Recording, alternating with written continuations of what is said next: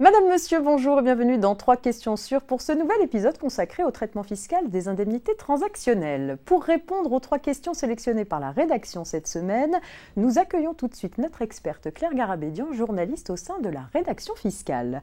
Bonjour Claire. Bonjour Marianne. Alors Claire, je vous propose de démarrer avec la question de Philippe, commissaire aux comptes. Philippe nous demande si l'indemnité transactionnelle est soumise à charges sociales, à CSG-CRDS et à l'impôt sur le revenu. C'est une belle question générale pour rentrer en matière. Donc, je vais rappeler les grands principes. Je vais vraiment rester synthétique du mieux que je puisse. Et je vais rester sur la question du traitement de l'indemnité pour les salariés. Je ne vais pas parler des dirigeants, qui a encore d'autres plafonds d'exonération applicables et ni des plans de sauvegarde pour l'emploi. Voilà, donc on va rester sur le licenciement classique et l'indemnité transactionnelle plutôt classique. Et en fait, les administrations fiscales et sociales, elles ont depuis longtemps admis que l'indemnité transactionnelle, en fait, elle est là pour réparer un préjudice subi lors de la rupture du contrat de travail. Et ce sont également toutes les deux mises d'accord pour dire que l'indemnité transactionnelle, elle suit en fait le traitement de l'indemnité de licenciement. Et donc, on a des discordances de plafond d'exonération, on va y revenir, mais en tout cas, elles sont toutes les deux d'accord, donc en fiscal, les administrations en social et en fiscal, pour dire que deux choses. Déjà que quand il y a des indemnités qui sont versées à la rupture du contrat de travail, il faut bien regarder ce qui relève de l'indemnité de licenciement ou transactionnelle et ce qui ne relève pas. Donc le solde de congés payés, du CET, l'indemnité de non-concurrence, tout ça, c'est des primes imposables, cotisables, traitement et salaires normaux. D'accord. Et sur le pur transactionnel du licenciement, on va raisonner de manière groupée, c'est-à-dire qu'on va les cumuler s'il y a une indemnité de licenciement versée en application de la convention collective et une indemnité transactionnelle. Pour appliquer nos plafonds dont on va parler, j'additionne les deux tout bêtement. Ça, c'est les grands principes.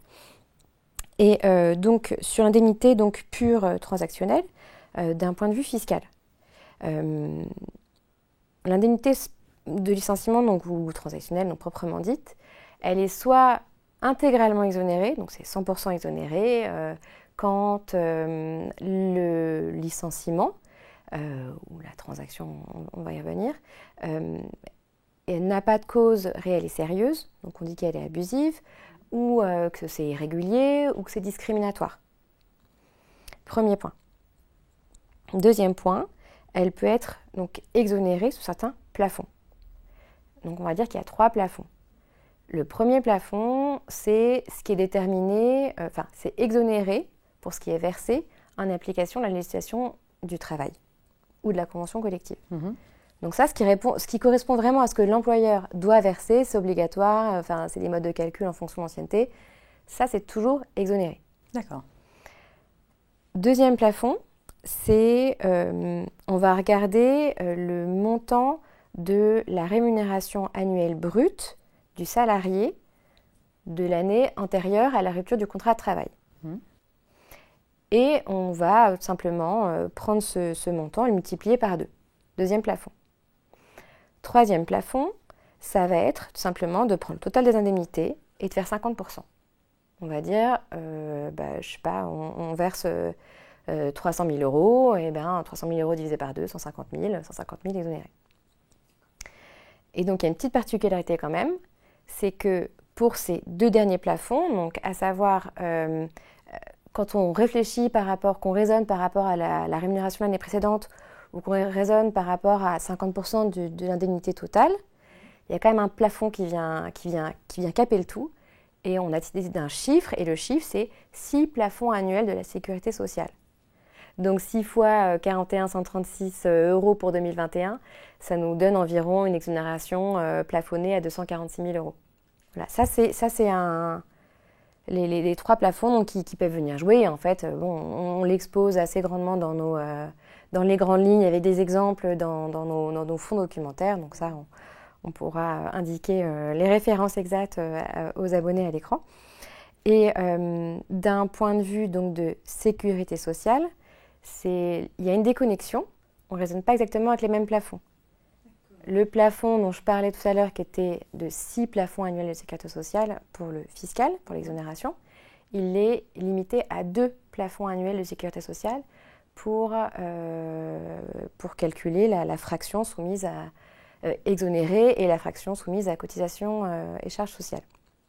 Et avec encore une autre limite d'un point de vue sécurité sociale, donc encore une fois, on a des fonds documentaires pour revenir dessus, c'est qu'il y a on vient dire que si l'indemnité dépasse 10 plafonds annuels de la sécurité sociale, donc on est à plus de 410 000 euros, là, l'indemnité est totalement soumise à charges sociales. Bon, beaucoup de plafonds à retenir. à retenir. Et donc, je ne vais pas rentrer ici dans le détail parce que je pense que j'ai déjà donné pas mal de chiffres. Voilà. Merci beaucoup Claire pour cette première réponse à Philippe qui est très complète. Nous passons à la question suivante posée par Sandra, collaboratrice expert comptable. Est-ce que la CSG acquittée sur une fraction de l'indemnité transactionnelle soumise à cotisation mais exonérée d'impôt sur le revenu est déductible, Claire? Alors 2 choses. Donc, si l'indemnité est totalement exonérée de charges et d'impôt sur le revenu, la CSG n'est pas déductible, même si elle l'est en temps habituel en fonction de la nature de l'indemnité. En revanche, effectivement, s'il y a une fraction de l'indemnité qui est soumise à cotisation ou à impôt sur le revenu, là, elle est déductible à 6,80%. Merci. Et nous arrivons déjà à la troisième et dernière question, c'est celle de Christian, expert comptable, qui souhaite savoir si le traitement fiscal et social d'une indemnité transactionnelle peut être remis en cause, même si on a été accompagné par un avocat pour conclure la transaction. Alors malheureusement, oui. L'administration fiscale et sociale peut toujours revenir en fait sur un traitement décidé par l'employeur, parce que quand il va saisir en fait ces données en DSN, en paye, et que l'administration fiscale ou sociale derrière voit un montant totalement exonéré et va demander des pièces justificatives ou va peut-être pas être d'accord avec le traitement en fait d'exonération, dans la plupart des cas. Si c'est soumis à charge ou à impôt sur le revenu, il n'y a pas de problème. Et donc, on a déjà évoqué quel était le traitement fiscal de l'indemnité transactionnelle, mais peut-être que je peux revenir dessus sous un autre angle, c'est que, parce qu'on a eu un peu de jurisprudence là-dessus, c'est que pour analyser le traitement fiscal et social de l'indemnité transactionnelle, en fait, il faut s'interroger sur les circonstances de la transaction. En fait, il y a un grand principe qui était dégagé par la jurisprudence, c'est que le bénéfice de l'exonération de l'indemnité de licenciement ne peut pas varier selon qu'il y a une transaction ou que s'il y a une sentence arbitrale ou allouée en fonction d'un jugement. Et que lorsqu'il y a une transaction, donc il appartient à l'administration, au juge de l'impôt, de chercher la qualification et de donner la vraie qualification, la vraie nature aux sommes qui font l'objet de la transaction. Donc, par exemple, une indemnité, on l'a déjà dit, une indemnité licenciement, si on juge qu'elle est abusive, sans cause réelle et sérieuse, ou qu'elle est discriminatoire, elle est totalement exonérée. En fait, c'est pareil. Le juge peut très bien revenir sur la transaction et juger que la transaction elle a été conclue sans cause réelle et sérieuse, qu'elle est discriminatoire, et auquel cas, elle peut être intégralement exonérée. En fait, il faut que le juge aille vraiment fouiller en fait, dans les circonstances de l'espèce. Et on a eu une affaire récente, justement, où en fait, une cour d'appel a relevé une incohérence entre, donc c'était un salarié qui contestait bien évidemment l'imposition de son indemnité transactionnelle. Et en fait, la cour d'appel lui a donné raison dans un premier temps en relevant plutôt que d'une part, la lettre de licenciement invoquait en fait une insuffisance professionnelle depuis 2 ans, mais qu'à côté de ça, on lui avait versé au titre des 2 dernières années des primes d'intéressement qui correspondaient à 100% des objectifs atteints.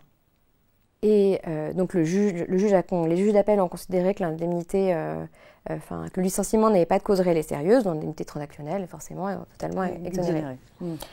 Et là, le Conseil d'État est venu casser l'arrêt. Lui, il est venu considérer que c'était 2 choses indépendantes et qu'il ne relevait pas en fait dans le dossier. Il n'y avait pas d'éléments qui ressortaient de l'évaluation professionnelle du salarié. Et il n'y avait pas d'incohérence entre ça et le fait de percevoir des primes d'intéressement calculées en fonction d'objectifs. Donc voilà, c'est toujours une question de fait sur laquelle le juge peut revenir. Merci beaucoup Claire pour l'ensemble de vos précisions à nos abonnés, puis à très bientôt. À bientôt. C'est la fin de ce 3 questions sûres. Vous pouvez retrouver toutes les informations pratiques pour analyser les indemnités versées au moment du licenciement, l'indemnité conventionnelle, le solde du congé payé, l'indemnité transactionnelle, etc. dans plusieurs ouvrages de la revue fiduciaire et notamment le cahier mensuel impôt sur le revenu RF 1123, le cahier cotisation sociale de l'entreprise RF 1125 ou encore le dictionnaire paye. Et puis je vous invite également, si ce n'est pas déjà fait, à vous abonner à la chaîne YouTube du groupe Revue Fiduciaire et à activer la petite cloche des notifications pour être informé dès qu'une nouvelle vidéo est mise en ligne. On se retrouve la semaine prochaine avec une nouvelle thématique à découvrir dans votre newsletter. Je vous souhaite une très bonne journée.